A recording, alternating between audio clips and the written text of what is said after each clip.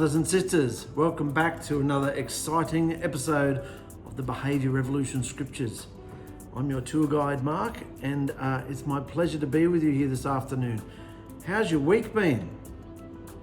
I've been getting bombarded big time about these scriptures, about who I am, about my behavior most of all, because it's not fun and games anymore.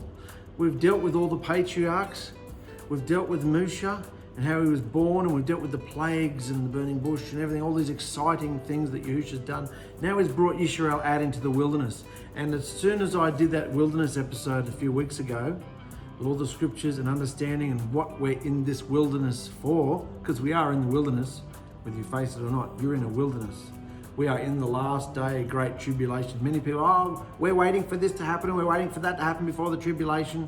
I'm sorry. You can throw out all the knowledge you want at me, but I can tell you now, what I'm experiencing is a great tribulation. What you're experiencing is a great tribulation, a huge pressure in this last day drought, this last day wilderness of Yahushua, drought of Yahushua's word. So ever since I put that episode out about the wilderness, I've just been getting pounded in my head and in my heart from Yahushua about my behavior, things I do, things I say, the way I treat my children, the way I treat my wife, my clients. Yahushua's just coming right in close. And business went right down. It's been slow for nearly a month, stressing out big time. So I want you to know that I'm not sitting in this chair here telling you all this and that and this and that like I'm some high and mighty teacher. I've got no idea. That's why I told you in the beginning of this series, I don't even know why I'm doing this, why Yahushua chose me for this, but he has, and I'm doing it. But I can't do any of it much. I'm still learning like you are. So we're all in this together. I'm taking you on this journey with me through the scriptures, rewording it, bringing it into correct context, 21st century mindset, so we can understand it and grasp the seeds of deliverance. But you're coming with me in real time, what I'm learning here. And I'm learning that you can't play games with Yahushua. You've got to do what you're told and be obedient. And that was our last episode, wasn't it? We just had two episodes about the supernatural provision in the wilderness and the schemes of the dragon in the wilderness. So what Yahushua's doing in the wilderness and what the dragon's trying to do while we're in the wilderness. So who are we going to listen to? So I've had a hell of a week dealing with myself and all about this word surrender. Why won't I surrender? What is it that I think is so important about my life to keep the rights that I think I have, the behavior I think I'm allowed to have? Who do I think I am? So don't think I get away with it. Nobody gets away with anything with Yahushua. We're all going on this journey together. And if we want to feel some peace, we've got to overcome. We, over the weekend, Yahushua gave us a solution because Christopher and Victoria down in Edge Hill had gone through a similar thing a month or so ago. Their business was slow, and Yahushua said to them, put your staff off because they're treating you hideously anyway, and they're not making the money that they're supposed to make for you, and you're just supporting this whole thing. Put all the staff off, you've got to work a little bit harder, and you're saving all this money, which is your own profit. So after seeing them go through that experience, about a month later, we started feeling the same thing. Christopher rang me up and started talking about money and the finances in the business and said, why don't you try this? And no, I don't want to do that up here. It's a country town and I had all these excuses why not to do it. But after a while, I started feeling Yahushua saying, this is the solution to your problems. Let you and Therese work the business together. Do it. And see what I'm going to do. So right at the time we're doing the wilderness studies, the supernatural provision, will we trust in Yahushua or will we get in the way and have our own plans and schemes? Yahushua's bringing my attention to this.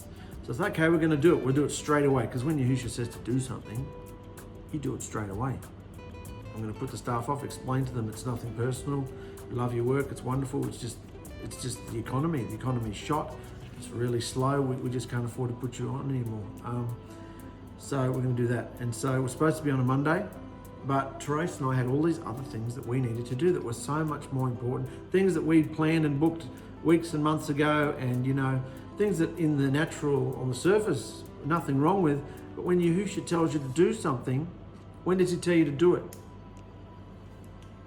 Immediately. So naturally, Christopher and Victoria were fascinated with what was going to go down with all the staff and everything, and they messaged me that night and said, "Oh, aren't you going to tell us what happened?"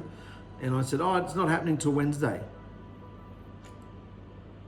So we'd put it off. What Yahushua wanted us to do, we'd put it off. So see how on the surface this doesn't seem like, oh, big deal, who cares, pick a day. No, but when Yahushua tells you to do something, that's the key here. When Yahushua tells you to do something, everybody else's opinions and schemes and plans and desires and thoughts and processes want to get in the way to slow everything down and balk at everything that Yahushua wants to do. So anyway, I said that to Christopher. It's not happening Wednesday, and he sent me a message and said something to the effect of, well, it's going to be very interesting to see what happens from this through your disobedience. And I saw red.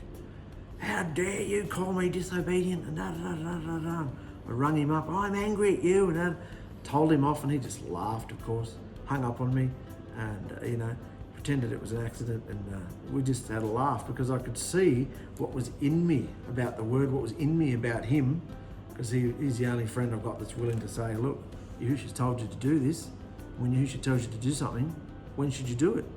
So I came at him with everything and swore at him, and treated him like rubbish, and I had to see what had come out of me.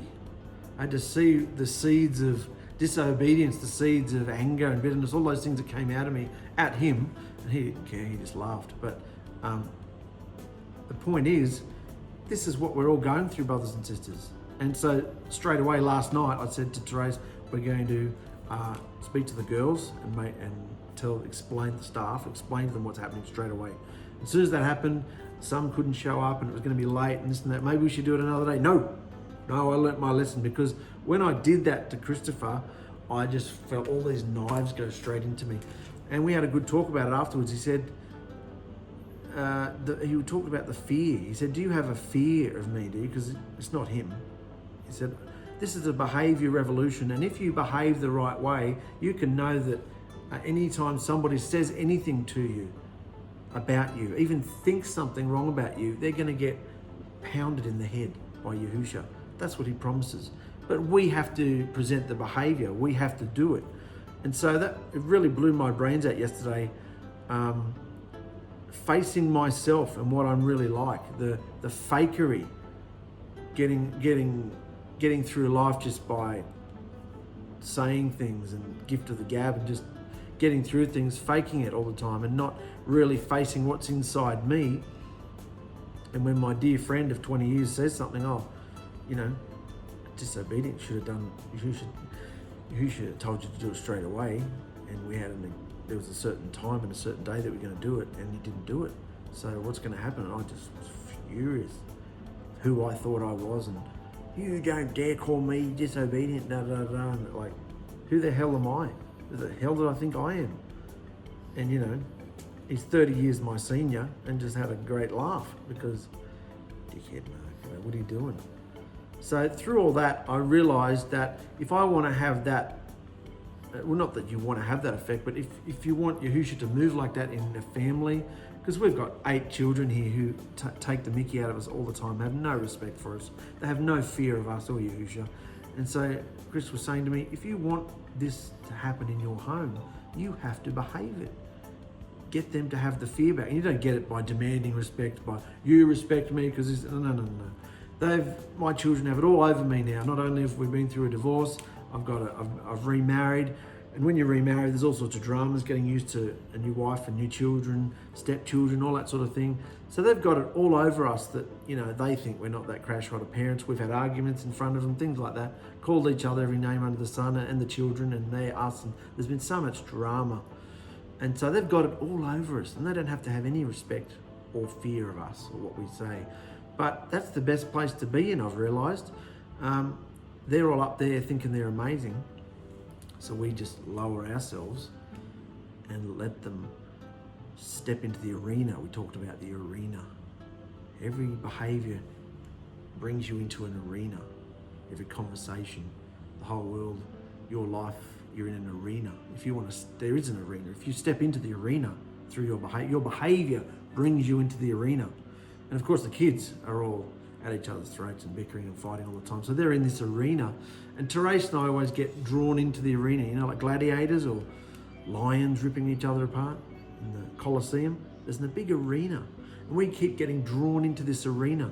And of course we walk out all tattered, ripped to shreds, having fought each other, the children, unclean spirits, it's all going on. So I'm starting to realize the way to do this is to step out of the arena. Are you in the arena? Because you can step out of it. Let them be who they surrender to it all. They are who they want to be, they are who they're going to be. And apart from saying a few, oh, I wouldn't do that or I wouldn't do this, the emotional state, step out of it and let them have their madness. Don't get into the fight, don't get into the intrigue, don't get into all the arguments. Stay out of it. And I've been talking for the last 2 days because this whole plan to put off our staff and grow the business a bit more has just totally released 𝗪𝗪 and I. We've been chatting a lot more because weeks ago we were just hating each other. Even though I'm doing all these videos and stuff, I was getting flogged by 𝗪𝗓 because I'm not practicing everything in this, what I'm saying to you. I watch these videos back and go, wow. And even though it's coming out of my mouth, half of it, I'm not doing half of it. So you can't get away with anything from 𝗪𝗓. Particularly for myself, if I'm going to start sprouting all this stuff out of my mouth, I damn well got to make sure I do it. Otherwise I get flogged. And you get flogged too, through wrong behavior. Out there in the arena, presenting yourself a certain way, having jokes and moods and angers and opinions and anecdotes in this arena called life. Who are you? Who do you think you are? Does anybody really care? So that's been a great release to me. Last night and this morning, 𝗪𝗪 and I have been talking non-stop how to work with the children and to stay out of it. And last night when we were about to have a conversation with my older staff member, she was coming over so we could talk to her about her redundancy. Right when that was about to happen, we hear this awful scream coming from the bedroom because all the kids are in bed, asleep. And our eldest daughter, Pina, had been up on the bed fixing something on the wall, and she'd whacked her head on the ceiling fan.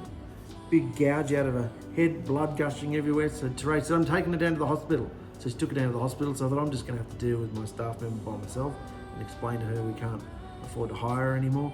Anyway, 𝗪𝗪 was back in 20 minutes. Pina, they glued her head up. Guess they don't do stitches anymore, I don't know. They glued her head up and she was fine. Took a few Panadols, went to bed. And I said to 𝗪𝗪, because her daughter's been causing her so much grief, filthy bedroom and filthy hygiene and filthy everything, coming into a teenager with filthy behaviour as well, disrespect, everything, back-chatting, causing her mother and I endless heartache and anger and judgment. And I said to her, after all this message had come to us and then that happened, I said, can you see now that 𝗪𝗓 fights all our battles? How can I be so cruel as to enjoy my daughter getting hit in the head with a fan? Because 𝗪𝗓 just gave her a big whack because of her behaviour. How many times have you told her to clean her room up today? Has she? No. Will she? No.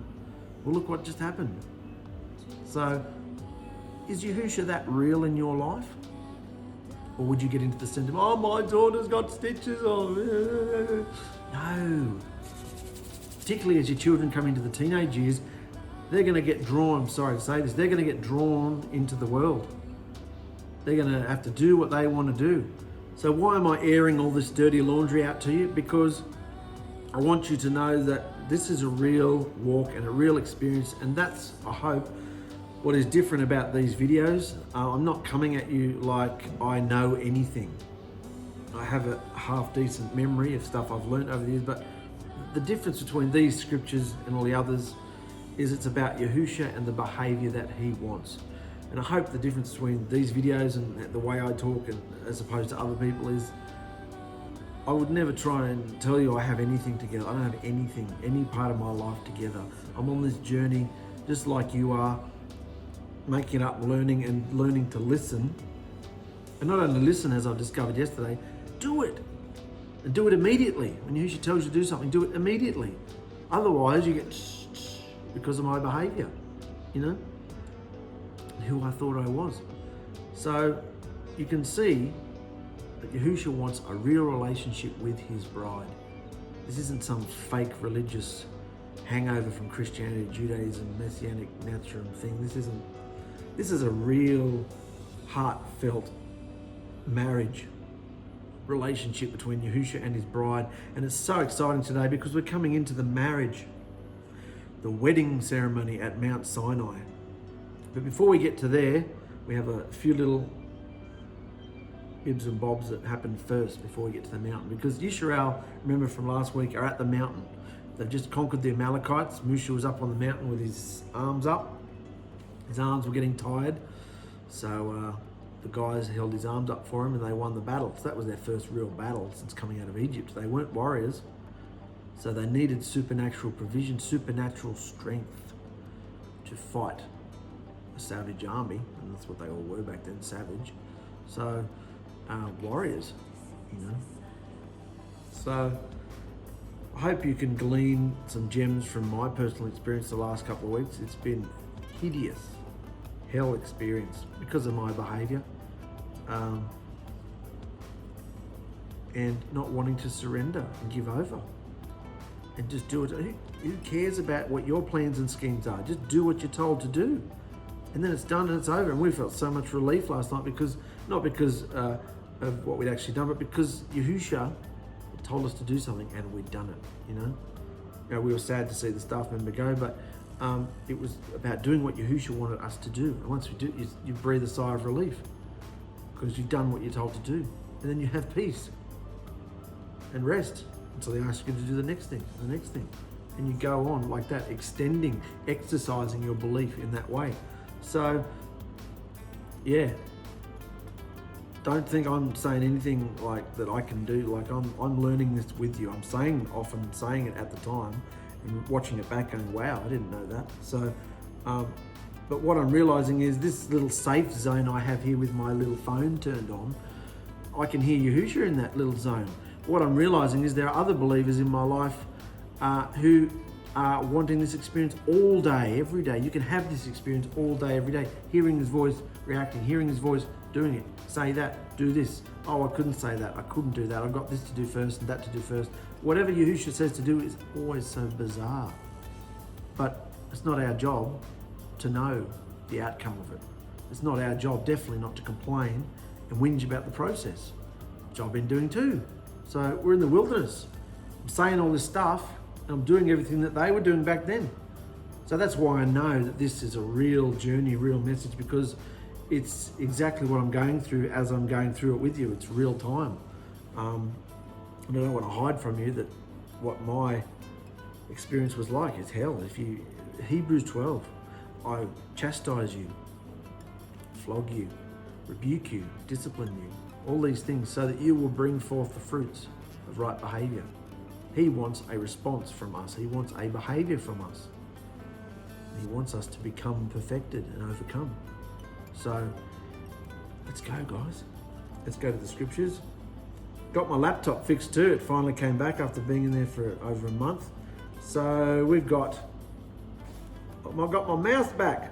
I can follow along. I can scroll again. Woohoo! So just beat the Amalekites, and then we've got Yithro visits Musha. Remember Yithro?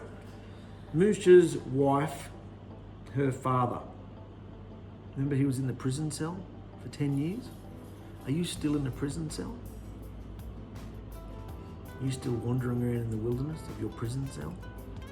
Or have you been released? Has your behavior, has your surrender? If you don't surrender, you just get wandering around and around and around and around. You get up, you get breakfast, you do the same old thing every day, you do the same behavior, you go to sleep again, wake up and do it all again. How many years have you been doing that? Are you in a prison cell? Just because we live in a world and a system that's wicked and slavery doesn't mean we have to be in that state within ourselves, we can be free. So 𝗧𝗧 visits 𝗪𝗓. 𝗪𝗓's father-in-law, 𝗧𝗧, the pagan priest of Midian, don't forget he was a pagan, lots of deities.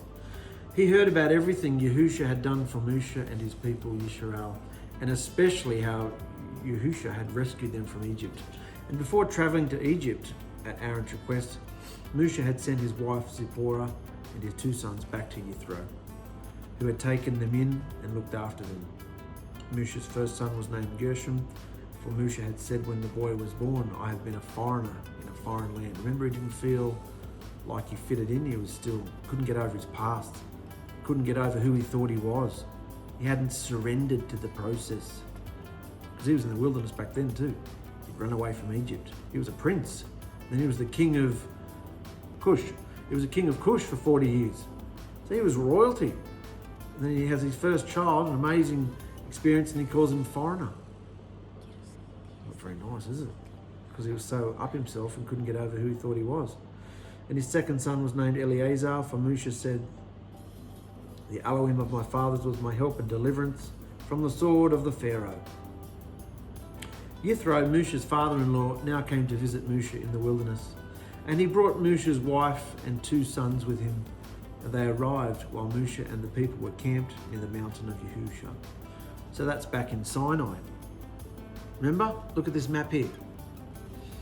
They've traveled all the way from Egypt, all the way down to the tip, crossed over there, the Straits of Tiran, and then now they've wandered up. I'm not going to take you on all the different theories of which routes they took to get to the Mount Sinai. We know it's in over there, so that's where they went. And I think you've seen enough maps for a little while. So they're there at Mount Sinai. They've finally arrived. They're camped around Mount Sinai, around the Rephidim area. So 𝗧𝗧 had a message. 𝗧𝗧 had sent a message to 𝗪𝗓 informing him of his arrival. So 𝗪𝗓 went out to meet him, bowing low when he got to him, and he kissed him. They asked about each other's lives and then went into 𝗪𝗓's tent. And 𝗪𝗓 told 𝗧𝗧 everything that Yehusha had done to the Pharaoh and Egypt for the sake of Yisrael. He also told him about all the hardships they had experienced along the way and how Yehusha had rescued his people from all their troubles. 𝗧𝗧 was delighted when he heard about all the good things that Yehusha had done for Yisrael, and he delivered them as he delivered them from the hand of the Egyptians. So he was delighted. This was a father figure in 𝗪𝗓's life. I mean, he was in the prison cell for 10 years, and then he presented 𝗪𝗓 with his own daughter. So 𝗪𝗓 was like a son to him, and this son was lost. This son was broken, depressed, had no identity, didn't know who he was, and starts hearing voices from a burning bush. So, cuckoo, cuckoo, you know, and then he leaves his family and goes off to, you know, be a prophet or whatever they thought he was. So, like, it would have been very interesting to see, or be a fly on the wall, what 𝗧𝗧 would have thought of his son-in-law. This is the guy that's going to marry my daughter. So, imagine today, can we lock that guy up? I don't want him near my daughter. No way. He's hearing voices. So 𝗧𝗧 is seeing this and seeing not just a group of people, 3 million people. 3 million people. While I remember it too, I've had 2 ladies message me during the week and say that, remember when I was talking about the water that was needed to, the water that was needed for them to drink for 3 million people? What was it, 100 million gallons or something like that? 25,000 bathtubs, they said. 25,000 bathtubs. They did the math for me. Or 1 Olympic pool. So an Olympic pool full of water per day. That's how much water Israel would have needed to survive. An Olympic pool, 50-meter Olympic pool, or 25,000 bathtubs full of water. So that's phenomenal. And he provided that for them every day. And enough food in abundance as well. If they would go out once a day and get it. And on the 6th day, gather twice as much. It was all about teaching them to obey his voice. So anyway, 𝗧𝗧 would have been beside himself, excited to see that his son had got it together. and that he wasn't crazy, and that he'd heard from the Elohim of the Hebrews, as he would have called him. So Jethro had said, "How amazing is Yahuwah for rescuing you from the cruelty of the Egyptians and from that wicked Pharaoh. Yes, he has indeed delivered Yisrael from the powerful hand of slavery and bondage. I now believe that Yahuwah is greater than all the other deities because of the way he rescued his people from the oppression of those stuck-up Egyptians." So you can still see that everybody believes there's multiple deities. It's polytheistic culture, lots of different deities. But he's declaring, at least, I believe that Yahuwah is the greater than all the other deities. Very soon they're going to get to the wedding vows where it says there are no other deities. Then Jethro, Musha's father-in-law, slaughtered some animals and sacrificed a burnt offering to Yahusha. Then Aaron and all the elders of Israel came out and had a meal with them in the presence of Yahusha. So Yahusha's there. That might be the 70 elders that went up to the mountain as well. We'll soon see. The next day, Musha took his seat to hear the people's disputes against each other, for they had been waiting all day to speak with him. And when Jethro saw this state that Musha was in with the people, he asked, "Why on earth are you bending over backwards for all these people, day after day, carrying this heavy burden by yourself?" Musha replied, "Because the people are lost and seek Yahuwah's instruction. And when a dispute arises, I am the one who settles the case between the quarreling parties and tells them what Yahuwah says to do." "Nah, that ain't going to work, son. You'll just wear yourself out. You and the people too. You can't do this job all by yourself. If you ask me, you should keep representing the people to Yahuwah and bring all their problems to him and keep teaching them how they should behave in their lives to please him. But grab a few capable, honest men who fear Yahuwah and hate scams and bribes. Some guys you can trust. Make them leaders over groups of 1,150 and 10. And they should always be available to solve the people's problems. And tell them only to bother you with the big stuff. So don't bother you unless they've got something big to say, a big problem. Let all the leaders step up and decide the smaller problems themselves. Then they'll help you carry this load, making the task easier. That's what I think anyway. Hopefully Yahuwah agrees, so you can follow my advice and handle all the pressures much easier. And all these people will go home in peace. This makes sense, doesn't it? You're doing all this stuff by yourself. It's all on your shoulders. Is your home life like that? Is your life like that? Are you putting everything onto your shoulders? Taking on the weight and the burden of everything? Or are you surrendering to what Yahusha has just spoken through a pagan priest? Do you realize that Yahusha can talk to you through anything, not just his set apart amazing words, not just through his voice? He talks to us through anything. He might talk to you while you're watching the TV. He might talk to you while you're reading the newspaper, surfing Facebook. He might talk to you about anything through anybody. Not because that person's anything credible. He can talk through a donkey. Was it a donkey? Yeah. He can talk through anything or anyone. It's the message, not the messenger. It's important. It's the message. So he's just spoken to Musha through a pagan priest. So Musha listened to his father-in-law's advice and followed his suggestions. So Musha obviously thought there was value to what his father-in-law was saying, the wisdom of years and counsel, being older and wiser. He obviously felt there was value in that, so he chose capable men from all over Israel and appointed them as leaders over the people. He put them in charge of groups of 1,150, 10, and these men were always available to solve the people's common disputes, everyday stuff. He took some of my manna. Yeah, well, you stole some of my water yesterday.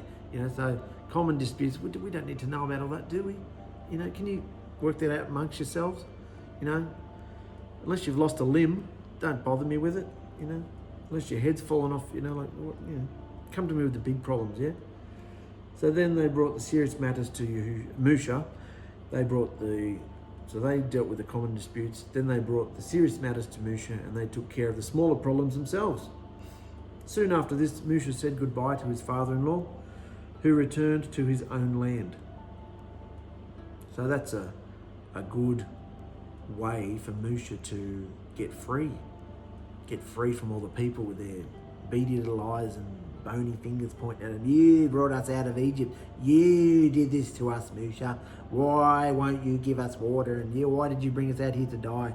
And he's like, get stuffed. It wasn't me. Surely by now you know it wasn't me. Because he would have, he, like we all are with each other, like I've been explaining at the beginning of this video, we're all going through this experience together. Musha was going through this experience. Just because he'd heard from a bush doesn't mean that he had any idea what was going on. He went to Egypt completely inexperienced. He had a couple of tricks up his sleeve, which the people bought. But when hard times of testing came, they told him to get stuffed. No, forget it. We're going back to work. We're slaves. Go away. Totally disheartened. So they would have seen a massive change in Musha from the time they first met him to, the plagues, the Passover, coming through the Red Sea, the manna. They're in the wilderness, the manna, the rocks, the quails. Now they're at the mountain of Yahuwah. So, big change in Musha, but they're still coming at him all the time. So Yahushua set him free. So you don't have to deal with any of that more, son. No more. They can all deal with their own problems. And you represent the people to me. People work out their own stuff. You represent the people to me. So, speaking of which, Yahushua reveals himself at Sinai. We've come to the crux of it, guys. We've come to the wedding vows. And that's what Yahushua wanted. He's breathing life into this everlasting blood covenant of deliverance, this eternal blood covenant of deliverance that started back at Adam, went through Noach, Abraham, Yitzhak, Yaakov, Yusuf, Musha is now representing it. It's the same blood covenant because it's who Yahushua is. It's his instructions. Who he is, that doesn't change. What he considers right and wrong, obedient and disobedient, good and evil. What he considers good and evil doesn't change. So the blood covenant does not change, nor do the requirements of it. Certain instructions and signs and seals just get revealed and fulfilled, and life comes into them. So the behavior gets transformed. Remember, I've talked about that multiple times now. So we've come to Mount Sinai, and Yahushua is going to reveal himself. So that's what Yahushua wanted to do from the very beginning. Reveal himself and have a marriage home, and Adam and Kawah stuffed it up. So from that point onwards, he's been working toward getting his bride back into the marriage home. He's just delivered his bride, but he has to test her to see if she's going to choose him and behave like a bride and be willing to be trained and purified so that he can become one with her and take her into the marriage home, which was the promised land. So we're not at the promised land yet. We're not at the marriage home. We're at the wedding ceremony here. So Yahushua reveals himself at Sinai. After breaking camp at Rephidim, the children of Yisrael arrived in the wilderness of Sinai exactly 2 months after leaving Egypt. And they set up camp there at the base of Mount Sinai. So Rephidim was near Mount Sinai, but it wasn't quite, they still had a few days travel to get there. And Musha went up the mountain to meet with Yahushua. Musha went up the mountain to meet with Yahushua, who called to him from the mountain, saying, "This is what you are to say to the house of Yaakov, and the instructions you are to announce to the children of Yisrael." See how it said both names there? Yaakov and Yisrael. It's the same man. It's the same nation. Say this to the house of Yaakov, the instructions, announce it to the children of Yisrael. You have seen what I did to the Egyptians. You know how I carried you on eagle's wings and brought you to myself. Now if you will carefully obey my voice and keep my eternal blood covenant, you will be my own treasured possession, more special than all other people on earth. For all the earth belongs to me, and you will be my kingdom of priests and a set-apart nation. This is the message you must give to the people of Yisrael. So he's taking the first step forward, initiating the conversation, the marriage conversation, the will you, do you take this man? I do, that sort of thing. So he's initiating this conversation in this ceremony. The ceremony has kind of begun, at the mountain. Moshe is the mouthpiece at this point. And in the turquoise here, Yehusha intended to raise Yisrael up in the marriage covenant so that she would be a witness and example to all the other nations. He didn't just care about his chosen nation, but the individual from all over the earth. He wants everyone. Any stranger was welcome to graft in through obedient behavior also. So this wasn't just all about Yisrael. He wanted Yisrael to be the example. He was working with his chosen bride first, so that when they got it right and did the right thing and he was amongst them in their camp, the power of his deliverance and his life was in their camp, the nations of the earth would see it and go, this is who we want to follow. We want to be married to Yehusha. We want to be in the marriage covenant, the blood covenant of deliverance. And they were welcome to do that. Any stranger was welcome to graft in through obedient behavior. From the Goyim, from the mixed multitudes, from the pagan nations, anybody, no matter what colour your skin was, you are still welcome to join the everlasting blood covenant. The blood covenant hasn't changed, and he has only ever made this blood covenant with Yisrael, his bride. No such thing as replacement theology or all these other BS theologies that are going on to try and replace Yisrael. I'm not talking about Israel today geographically. I'm not talking about the Jews. I'm not talking about a tribal mindset. I'm not even talking about the two houses becoming one at this point. I'm talking about Yisrael in general, and Yisrael is the bride. And the bride is the remnant, those who hold, we talked about it, remember? Those who guard the commandments and the instructions of Yehusha, and who hold the testimony, the witness, they'd rather die than give up Yehusha. That's their witness. Remember, we talked about that a few weeks ago. That's who true Yisrael is. Those who are trying to overcome through obedient behavior. So you either know you're the bride or you don't. So that's what Yehusha told Moshe to say to the people to get the ball rolling, the marriage ceremony. So Moshe returned from the mountain and called together the elders of the people and told them everything that Yehusha had commanded him. And all the people responded together, "We will do everything that Yahuwah has commanded." So, the first question was, will you? Do you take this man? Do you take? And they said, we do. We will do everything that Yahuwah has commanded. So they agreed. Word was put, the proposition, the vows. The vows are starting to be said. So Moshe brought the people's answer back to Yehusha, who said, can't Yehusha hear any of this? Why does he have to use Moshe? Because he had a purpose in this. The purpose of this being that Yehusha wasn't going to do this himself. It all had to come through a man. Back and forward, a mediator. A man.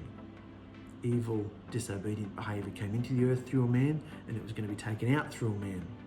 But until that man actually became a man, before our Creator actually became a man, Yehusha was going to use Moshe.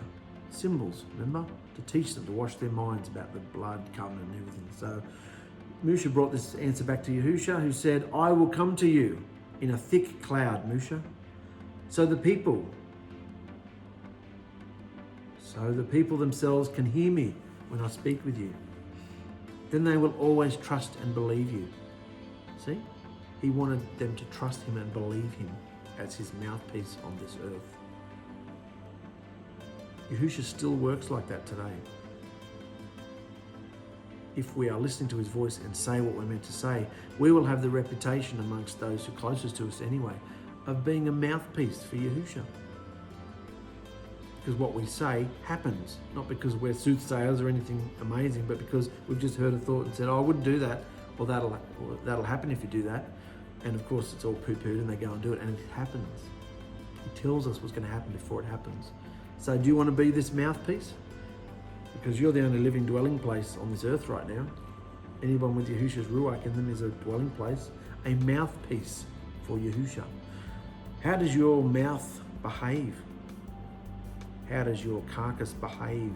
If you are a living dwelling place for Yehusha and a mouthpiece for his truth, how do you behave? Do you face this, that this is who you are? people themselves can hear me when I speak with you, and they will always trust and believe you. So Musha told Yahusha what the people had said. Then Yahusha told Musha, now go down and prepare the people for my arrival. Prepare and cleanse them today and tomorrow, and have them wash their clothing. More washing, see? Not only had they come through the waters of the YamSuf, Red Sea, they were going to wash all their clothing, be purified. Be sure they are ready on the third day, for on that day I will come down on Mount Sinai as all the people watch, to mark off a boundary all around the mountain, and warn the people, be careful. Do not go up on the mountain or even touch its boundaries. Anyone who touches the mountain will certainly die. No hand may touch the person or animal that crosses the boundary. Instead, stone them or shoot them with arrows. They must be put to death. However, when the ram's horn, the shofar, sounds a long blast, then the people may go up on the mountain. So it's a test, see? It's a test. His supernatural essence, his presence, his Shekinah, his esteem is like contagious. It's like radioactive, to put it in human terms. You can only have it in small doses. And of course, it's not unhealthy. His is wholesome, it gives us life. It's life, put it that way. It's life. But it's so much life, and we are so such an inferior race,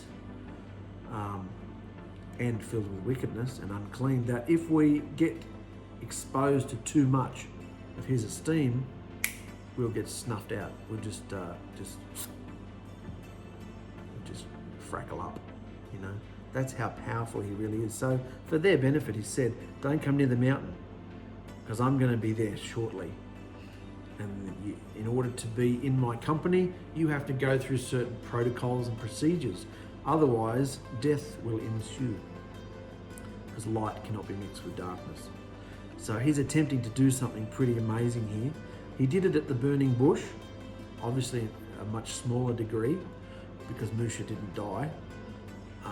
But Musha had to take his sandals off, his shoes off, because the ground was set apart. Well, the tree's all the way over there, but the ground, so it gives you the idea that if it was like a mushroom cloud or a radioactivity, it spreads. It was all over Musha, remember, when he came away from the burning bush and when he came down from the mountain. We're getting ahead of ourselves.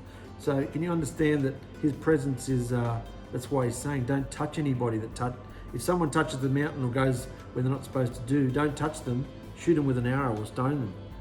Because otherwise the death will spread, the power will spread, it's contagious. It's like a virus, but not, because Yahusha's not a virus. But his contagious, his essence, his esteem is that powerful. They can't go up on the mountain until Yahusha sounds the ram's horn and it's ready. So Musha went down to the people and instructed them to get ready for the third day and to wash their clothes and not have any sexual intercourse with their women until that time. And on the morning of the third day, thunder roared and lightning flashed, and a dense cloud came down on the mountain, and there was a long, loud blast from a shofar, ram's horn, and all the people trembled with fear. Musha led them out from the camp to meet with Yahusha, and they stood at the foot of the mountain. All of Mount Sinai was covered with a smoke because Yahusha had descended on it in the form of fire. He's appearing as fire again. Fire and smoke, remember? The smoke, the fire and the cloud. The smoke billowed into the sky like smoke from the hottest furnace, and the whole mountain shook violently. And there's still evidence, if you look at the top of Mount Sinai, they've found it, that all the rocks are melted like it's been in a 1,000,000-degree furnace. The fire of Yahusha has melted all the layers, sedimentary layers and what have you. That's the science of it. But there's proof that he was there. The heat, that's how powerful he is. The whole mountain shook violently. As the blast of the ram's horn grew louder and louder, Musha spoke, and Yahusha thundered his reply. And Yahusha came down on the top of Mount Sinai and called Musha to the top of the mountain. So Musha began climbing the mountain. That's amazing. You don't get this grandeur, do you, when you watch these movies? They don't. They kind of do, but they don't get the full essence of it, like when we're reading it here. The whole mountain was shaking. His essence had arrived. Then, so what's happened? 𝗏𝗏's started climbing the mountain. Then Yahusha told 𝗏𝗏, go back down and warn the people not to break through the boundaries to see me, or they will die. See, 𝗏𝗏 had been chosen, been put through a process, so he could withstand, and he was chosen to receive the favor of Yahusha, receive the essence, the Shekinah, being exposed to more of it.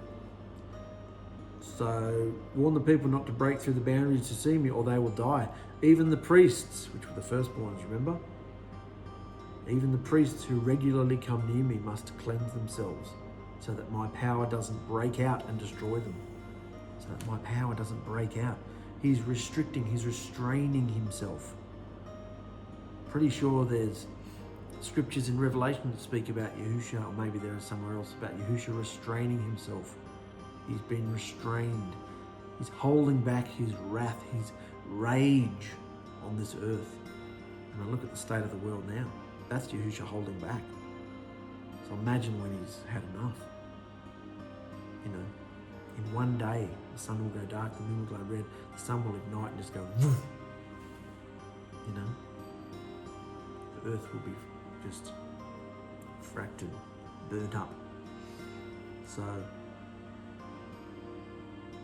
that my power doesn't break out and destroy them. But 𝗏𝗏 protested, the people can't come up to Mount Sinai, for you already warned us, telling us to mark off a boundary all around the mountain to set it apart. He's back chatting. I'm not going down to tell them that. You've already told us not to come near the mountain. There's a boundary around the mountain. They're not completely stupid. So go and tell the people to make sure they don't come near the mountain, otherwise my power will break out and destroy them. And 𝗏𝗏 says, the people can't come up to the mountain. For you already warned us, telling us to mark off a boundary all around the mountain to set it apart. You already told us that, Father. But Yahusha said, go down anyway, go down and bring Aaron back up with you. And in the meantime, don't let the priests or the people push through to approach me, or I'll break out and destroy them. So he's dead set on obedience here, isn't he? Do not disobey me. Do not touch I wonder, you know how you tell a child not to touch something, so they go, and you're not looking, touch it. Well, if you did that here, his power would break out and destroy them. It's not mentioned, but I wonder how many people tested that theory. It must have been somebody, otherwise, you know, his word would have meant nothing. So 𝗏𝗏 went down to the people and told them what Yahusha said. Very interesting about his power, isn't it? About his essence, his Shekinah, the power of his esteem. I've got a little side note here about the two resurrections. I'm not going to spend long on it, but you are aware that there are two resurrections. There's two books, two scrolls. Those who are washed, delivered by the blood of the Lamb, are written in the Lamb's book of life. But there's also a second book, a book of remembrance, for those who think about Yahusha and fear his name. Think about his name, ponder his name, exploring, looking at his name, receiving the truth of his name, his true name. The bride. Just as Yisrael was delivered through the waters by the blood of the Passover lamb, but had yet to become Yahusha's bride and be consummated with him, we too can be immersed and delivered by the blood of Yahusha, yet still miss the wedding feast, first resurrection, remaining asleep or being burnt up, to be awakened at the great white throne judgment, which is the second resurrection. We may still be delivered, but we missed out because of our behaviour here on earth. Let me read that again. Just as Yisrael was delivered through the waters by the blood of the Lamb, but had yet to become Yahusha's bride and be consummated with him, we too can be immersed and delivered by the blood of Yahusha, yet still miss the wedding feast, which is what happens when he comes back. And we are raised up, transformed in the twinkle of an eye. The first resurrection after the great tribulation, which we're in now. Ushering in the great 1,000-year millennial rest with the demons, the dragons chained up and all that. So we can be delivered, yet miss the wedding feast, remaining asleep. If we've already died, we'll be asleep. Or if we're still alive, we won't get transformed, we'll get burnt up. Because if you haven't overcome, it's all about the flesh. If fire comes onto your flesh, you'll be burnt up. But if you've overcome your flesh to the standard Yahushua requires, and he's the only judge, if you've overcome your flesh will not be affected, because there is more. What am I trying to say here? Fire can't touch you if you've overcome your flesh, because those who have overcome the flesh, overcome being the point, will be transformed. It's about the flesh. If you've got enough of Yahushua's essence in you, enough oil, wise and foolish versions, what's in you, what's made alive through Yahushua's Ruach, what you've exercised, what you've overcome in this life within, is what will be transformed. And that's who you will be. If you haven't worked and exercised and made anything of that, then you are just living a fleshly existence. Flesh gets burnt up. Whereas those of us, I've had thoughts that maybe our flesh will maybe the time that our flesh gets burnt up is the exact moment where we get transformed, because what's in us gets ignited and we take on bodies like Yahushua's, first fruit bodies like Yahushua. It's just an idea. We'll never know until it happens. But just as our flesh, and the person next to us who hasn't, the stranger or someone who doesn't have Yahushua's Ruach in them, their flesh will just frackle up. Whereas our flesh, even though it may frackle up, we will be transformed. Our inner being will come out, who we are. It will be transformed. Does that make any sense? It's just an idea. This is the first resurrection we're talking about. Very exciting. So we can be delivered, but if we stop and go, I've been immersed now, great. I believe in you, Yahushua, I'm going to go do what I want. You're not overcoming, you're not moving further and further down your path of deliverance. So, where are we? We're nearly on an hour, but we're going to go there because it's too exciting. Yahushua's marriage covenant. This is the marriage covenant, guys. He's asked the preliminary questions. Will you do this and will you do that? And the people have said, yeah, we will do it. They've spoken to the elders, and the elders have chanted with a resounding, yay, we will. So, Yahushua's like, fantastic. I will come closer. Make sure you don't come near the mountain when I come closer. There's protocols to approach me, which you're going to see. That's how it's for their benefit. It's just how powerful he is. Like trying to contain a nuclear warhead. Everybody's walking on eggshells around the nuclear warhead.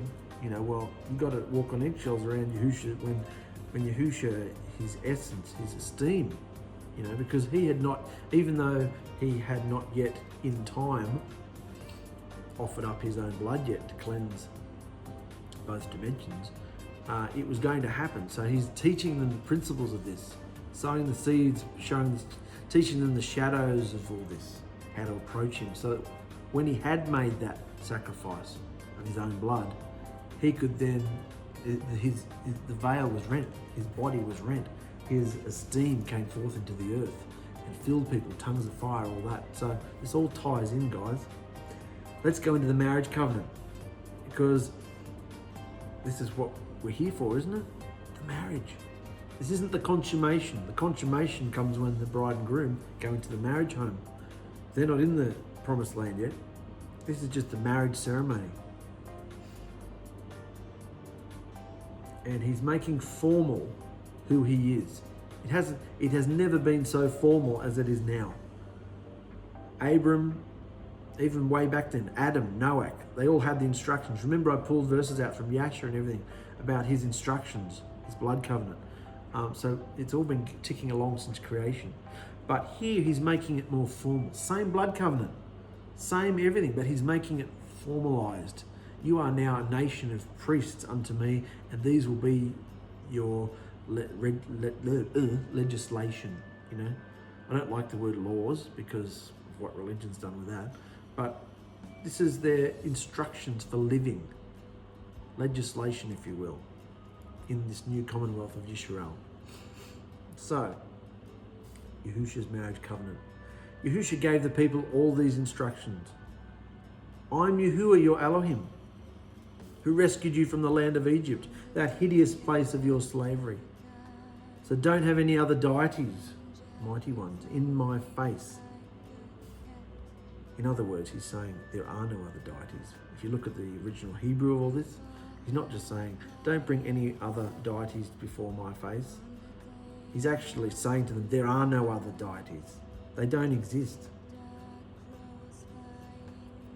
So, I rescued you from the land of Egypt, that hideous place of your slavery. So don't have any other deities in my face. Only worship me and me alone. Do you understand? There's no more making foolish idols, okay? I don't care what size or shape it is, or whether you think it flies, walks, or swims. So I don't care what size or shape it is, or whether you think it flies, walks, or swims. There's no more bowing down and worshipping these ridiculous idols. For I'm very passionate and won't tolerate your affections for any other deities. Other places it says jealous. Jealous and passionate, same thing. Passionate is a better word, I think. People misunderstand Yahusha's character, thinking he's jealous. It's a bit pathetic, isn't it? What's he got to be jealous about? Passionate is better. I'm passionate. I passionately want my bride. I don't want you worshipping other idols that don't exist. It means you're just deluded.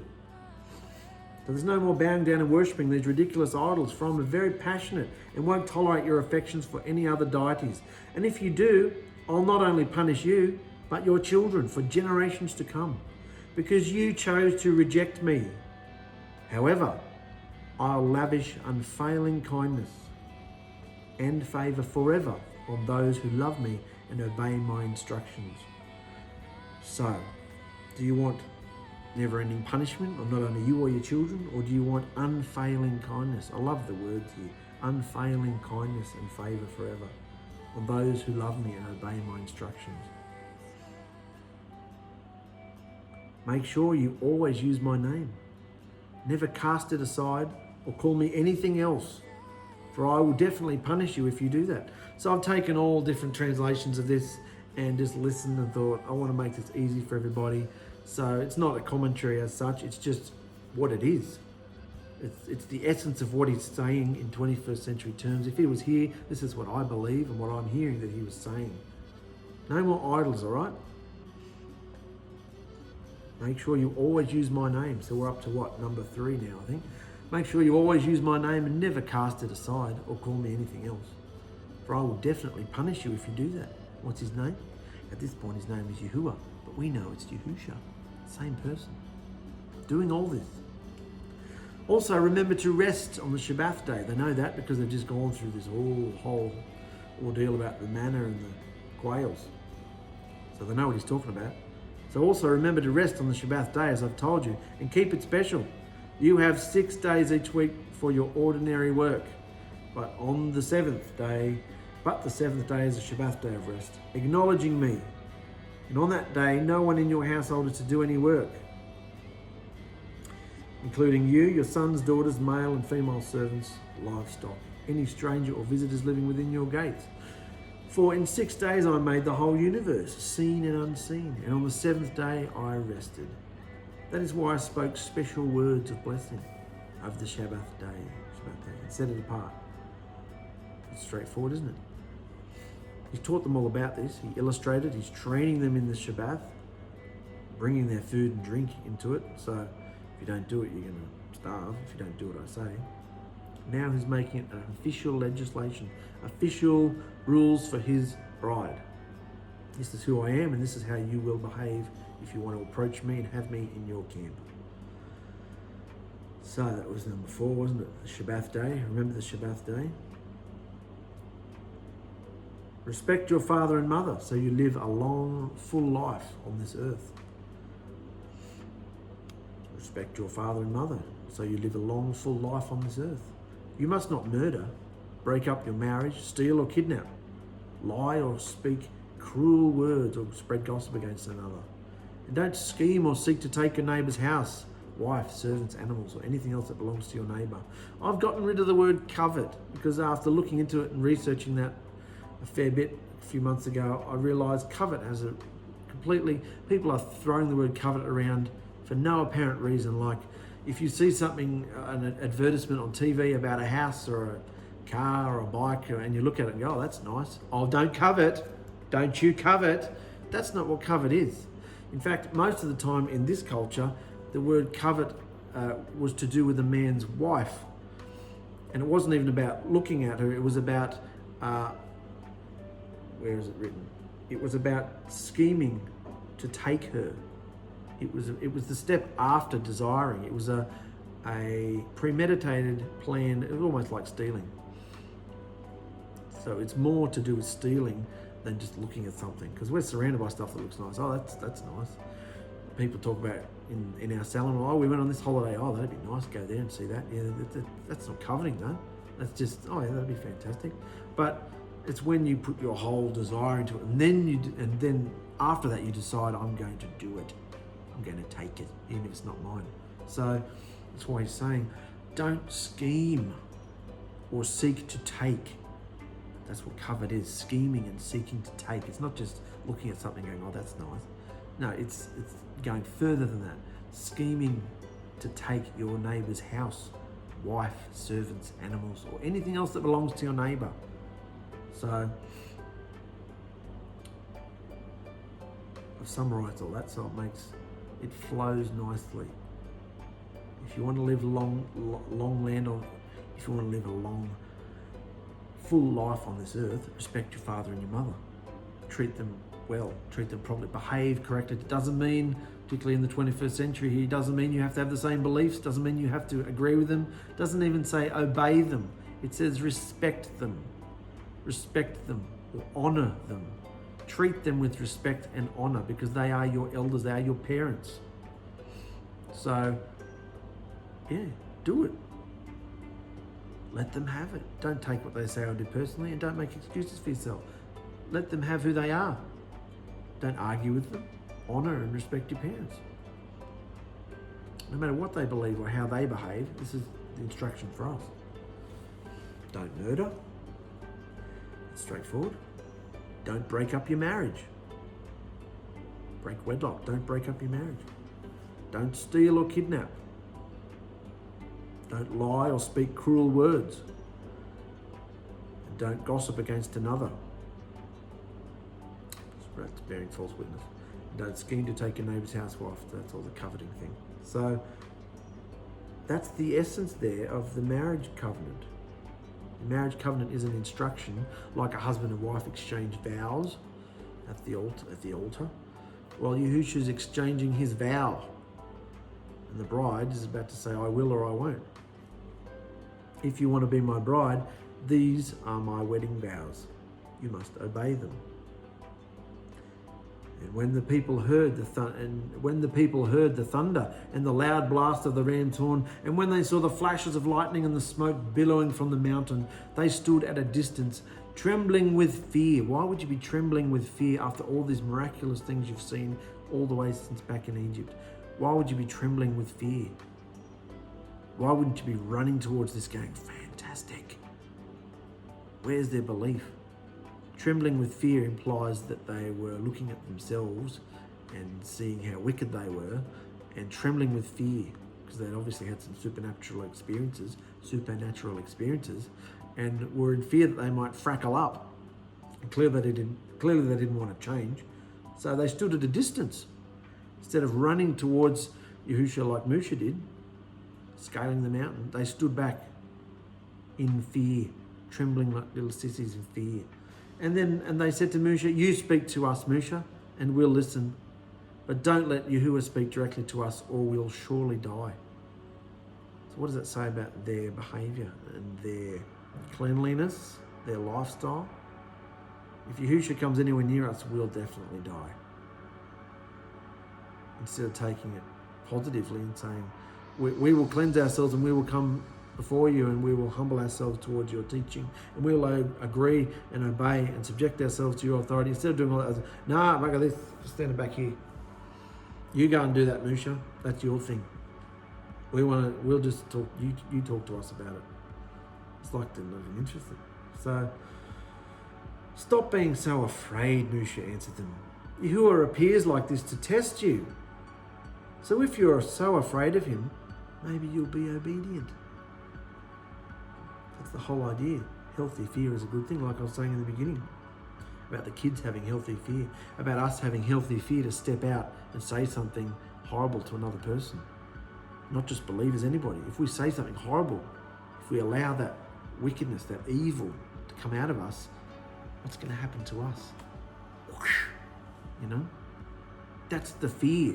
You only get that fear through pain. And you get that pain through flogging from Yahushua. So he's flogging them. He's appearing to them. So we don't want to go near him. You do it, Musha. It's like, stop being so afraid. Yahuwah appears like this to test you. So if you're so afraid of him, maybe you'll be obedient. It's a good thing. Be afraid and do what you're told. And you won't have anything to fear about. And as the people stood in the distance, Musha approached the dark cloud where Yahushua was. In the turquoise here, the people wanted to deal with a man instead of having a living relationship with Yahushua. Isn't that the epitome of religion, that sentence there? The people wanted to deal with a man instead of having a living relationship with Yahushua.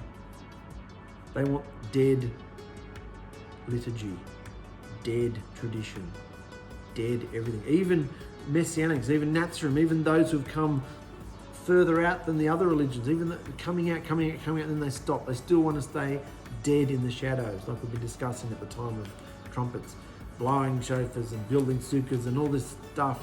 Even the Feast of Passover, standing there with your bread and your cup, it's dead.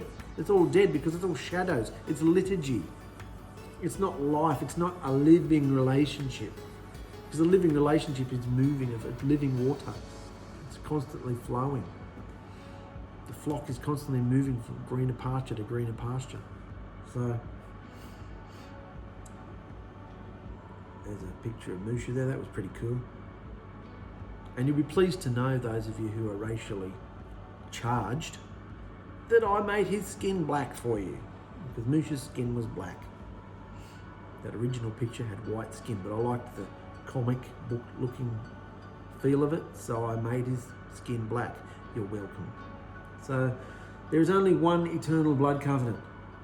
I think we've established that now after how many videos? There is only one eternal blood covenant for deliverance. And Yahushua's instructions were revealed to mankind from the very beginning. To Adam, Noah, Abram, etc. However, Yahushua was taking another giant step in the restoration process here at Sinai, making his instructions a written, formal, and regulated code of behavior with blessings and curses attached. That's what I wanted to say before, instead of law and legislation and all those hideous words. A formal code of behavior, a code. Regulated. So the instructions haven't changed, but here at Sinai, he's breathing more life into it again. He's taking a big step forward in the restoration by writing it down. Musha, write it down. Well, the first time he wrote it himself with his own finger. Write it down. Written, formal, and regulated code of behavior with blessings and curses attached. This same code still stands today, guys, because the covenant doesn't change.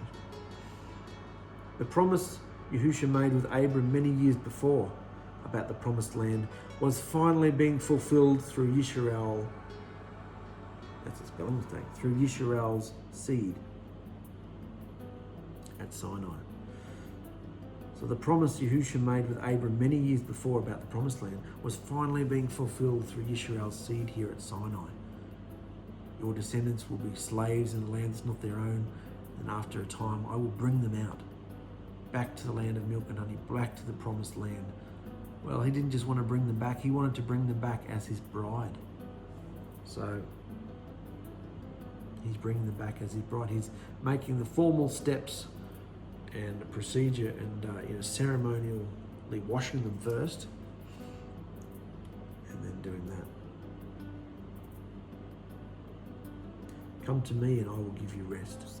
Talked a lot about rest a couple of weeks ago, remember, with the Hebrew scriptures? The rest.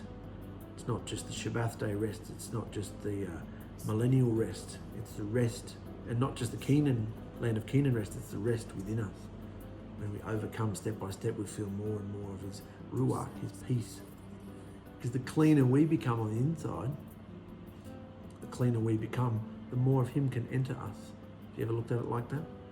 His light cannot be mixed with darkness. So the more darkness we hold on to, uncleanliness, evil, disobedient behaviour, the more of that we have in us, the less he's got in us.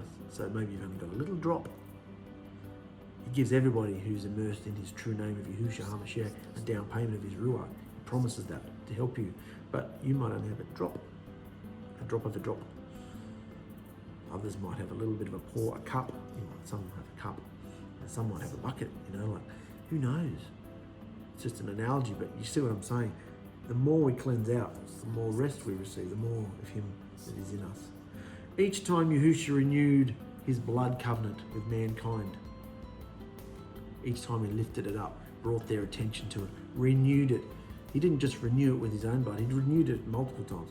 Each time Yahushua renewed his blood covenant with mankind, he gave them an outward sign for them to remember his promises and instructions. Noah was given the sign of the rainbow. Abraham was told that mankind needed to partake in the shedding of blood through their own circumcision as the sign. And at Sinai, the sign of the eternal blood covenant given to Moshe is to rest on the seventh day Shabbat. Just like the sign given to Noah, nothing's happened. It's still out there. After the rainy days, we see the rainbow, not the pride, not the gay thing. Forget that. The rainbow of Yahushua. It's still in the world, which means Yahushua's covenant, his everlasting blood covenant, is still alive. Because the sign that he gave to Abraham in the sky, I won't destroy the earth again, through water anyway. The sign of circumcision, still in the earth. But you don't have to circumcise yourself as an adult, or you don't have to circumcise your children then. Why would you shed the blood of your children? That's the whole point of circumcision. It wasn't just some sick, weird, twisted, kinky thing. It was to shed blood. There are many different theories why it was done on the penis. The main one being that the seed passed through the circumcision, through the circle of the circumcision. Well, now the circle is of our heart, the source of our behaviour, our lamp, the source of our worship and our light. So where are we? So just as those signs are still alive and kicking, transformed today, but still alive, so is the Shabbat. We rest on the Shabbat. It's amazing. So we'll stop there.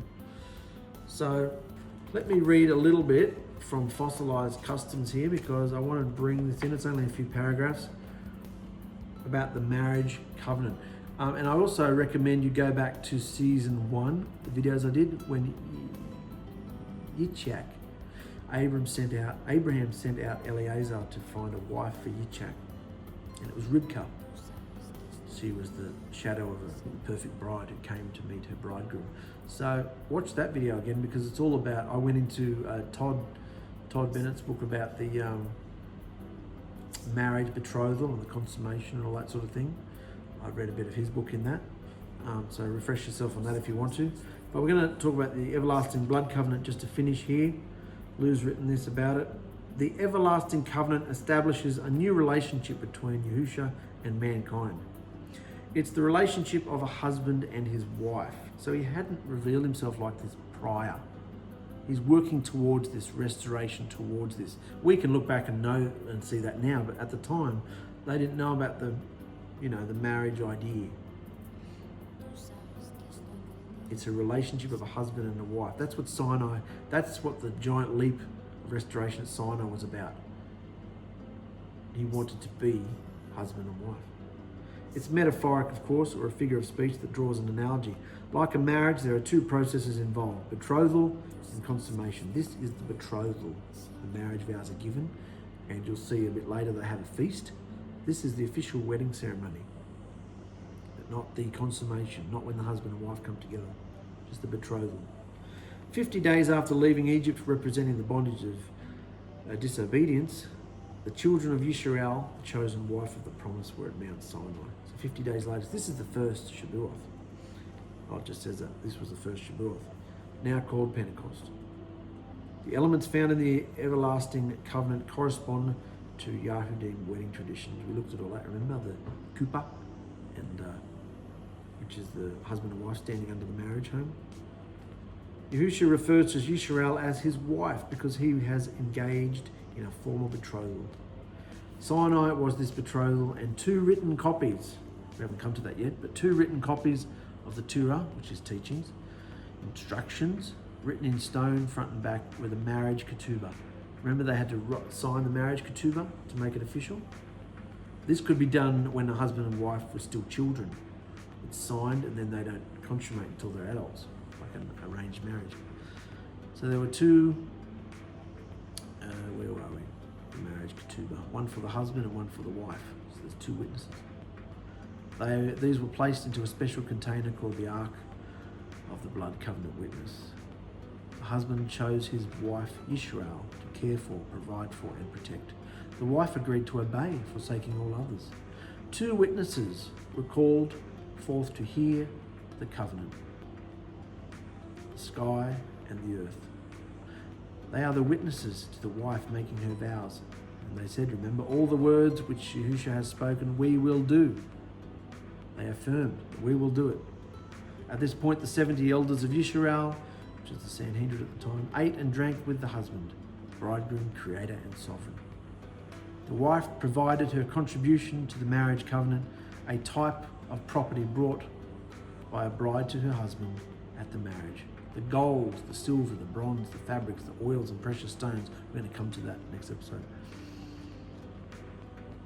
All for the construction of the ark and the dwelling of the husband among them. It was all about the husband dwelling among them. Even though they didn't even know him or want him really, or wanted to stand at a distance, he wanted to be among them. That was the whole point of this.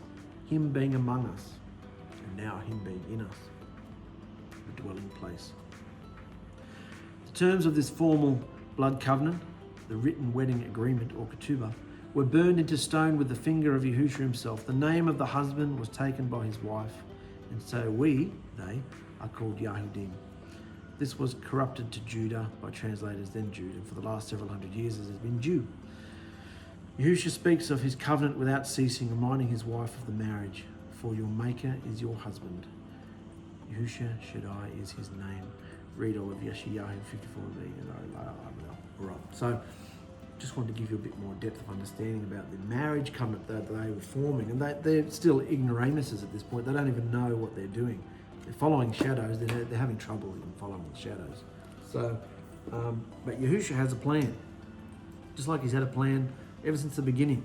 And he's getting closer and closer and closer. He's appeared a little bit of here and there to people, in a bush and in other things, but now he wants to he wants to dwell on the earth. He wants to take back some time and some space.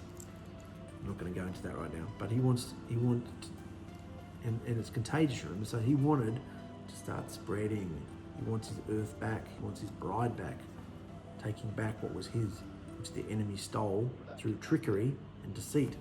So it's an hour and 20 minutes, guys, that's enough. The eternal blood covenant of deliverance. This is the sign, and these were the wedding vows. It still stands today. These are your instructions.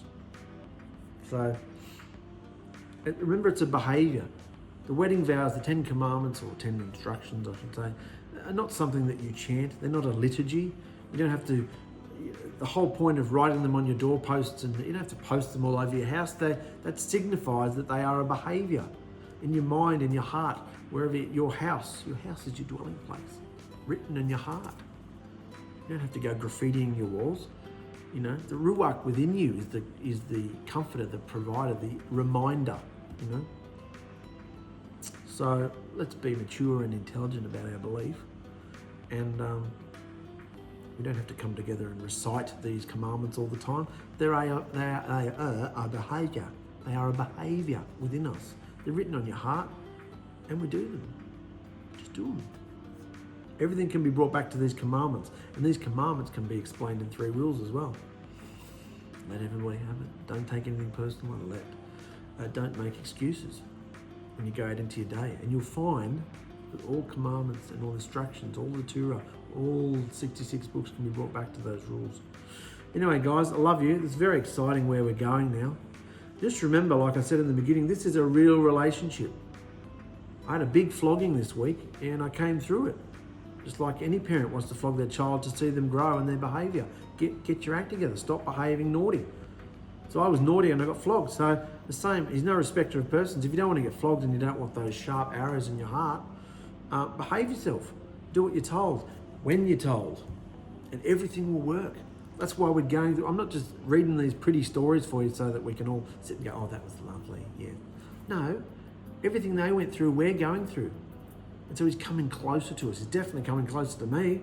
I felt the fire from the mountain shaking. So do I want to stand back? Or do you want to come closer to the fire and let all the impurities burn up? The impurities rise to the top of the gold, remember? He scraped at the dross. Get rid of the dross so that we become shining like precious gems and gold and silver. Refine me, O Yahushua. So come closer, brothers and sisters, to his esteem. Come closer in overcoming. Fight, run, put it all off. Surrender.